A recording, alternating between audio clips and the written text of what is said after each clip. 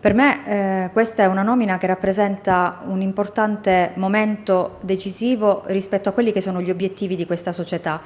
È un momento delicato, ma è anche un momento di grandi responsabilità, però noi siamo abituati a lavorare con uno spirito collaborativo, con fermezza e riusciremo a riportare AICA a livelli alti e a fare in modo che la collettività e che tutto il territorio possa riavere un servizio pubblico fondamentale che è quello idrico. Gli obiettivi sono ambiziosi sicuramente e sono un po' quelli che ho detto prima, che ho anticipato, quindi quelli di riportare AICA a dei livelli alti. Ci riusciremo insieme, abbiamo già avviato tante interlocuzioni con tutti gli uffici interessati, quindi nei primi giorni, sono solo i primi 2 giorni di lavoro che mi hanno vista interessata da diverse attività con il territorio, con gli uffici e con tutti i soggetti coinvolti, per cui chiedo un po' di fiducia rispetto a questo nuovo incarico, però